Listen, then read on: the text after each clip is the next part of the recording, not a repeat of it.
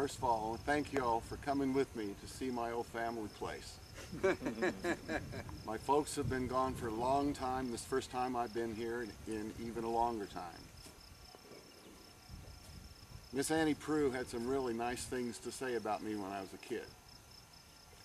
And I want to share some of what she said with you right now. At first glance, Jack seemed fair enough with his curly hair and quick laugh. But for a small man, he carried some weight in the haunch, and his smile disclosed buck teeth. Not pronounced enough to let him eat popcorn out of the neck of a jug, but noticeable. He was infatuated with the rodeo life and fastened his belt with a minor bull riding buckle. But his boots were worn to the quick, holed beyond repair. He was crazy to be somewhere, anywhere else than Lightning Flat.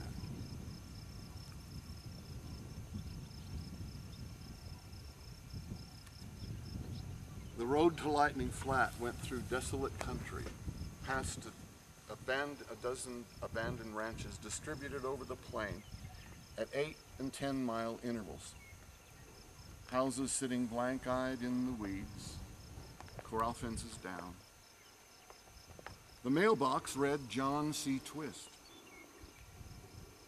The ranch was a meager little place, leafy spurge taking over. The stock was too far distant for him to see their condition, only that they were black baldies. A porch stretched across the front of the tiny brown stucco house. 4 rooms. 2 down, 2 up.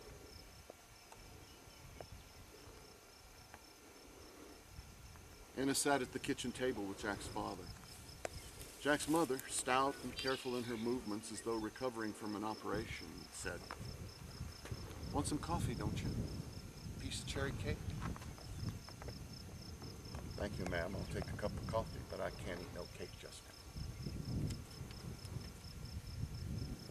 The old man sat silent, his hands folded on the plastic tablecloth, staring at Ennis with an angry, knowing expression.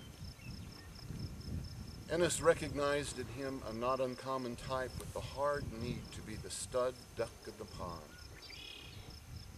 He couldn't see much of Jack in either one of them. He took a breath. "I feel awful bad about Jack. Can't begin to say how bad I feel. I knew him a long time. I come by to tell you that if you want me to take his ashes up there on Brokeback, like his life says he wants, I'd be proud to." There was a silence. Ennis cleared his throat, but said nothing more. The old man said, "Tell you what, I know where Brokeback Mountain is." He thought he was too goddamn special to be buried in the family plot. Jack's mother ignored this and said, "He used to come home every year, even after he was married and down in Texas, and help his daddy on the ranch for a week, fix the gates, and mow and all. I kept his room like it was when he was a boy, and I think he appreciated that. You're welcome to go up in his room if you want."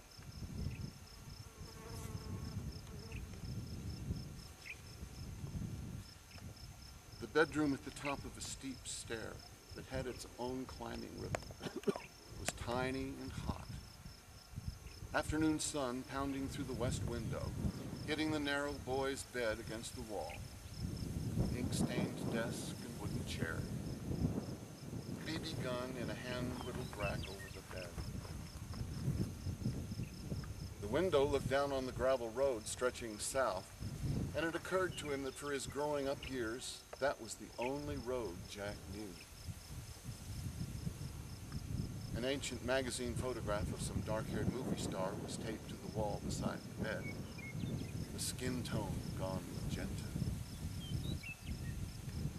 He could hear Jack's mother downstairs running water, filling the kettle and setting it back on the stove, asking the old man a muffled question.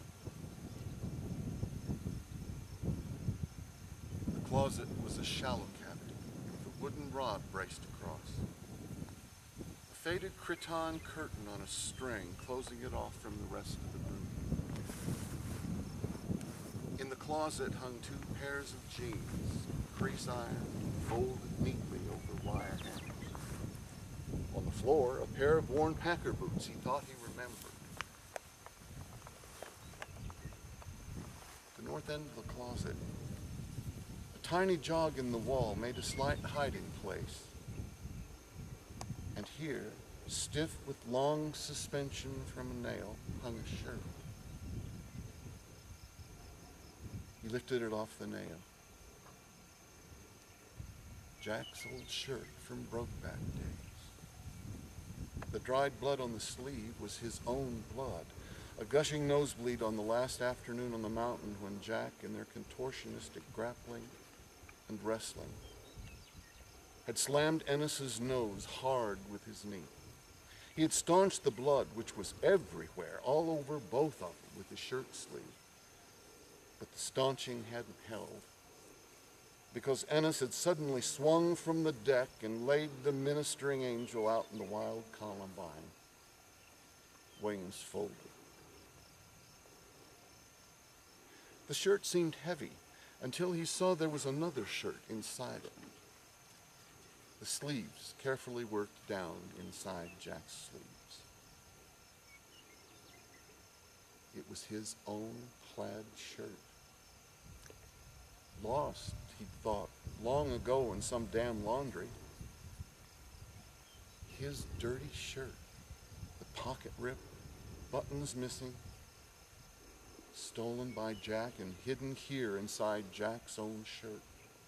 The pair like 2 skins, one inside the other, 2 in one.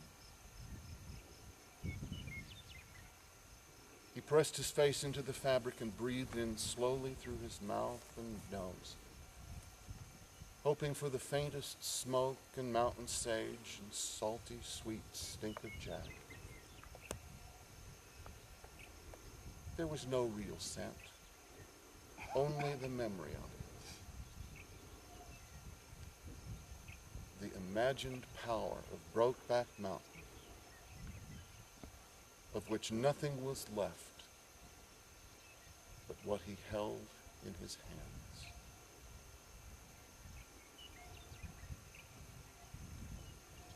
And we will continue at the family clock.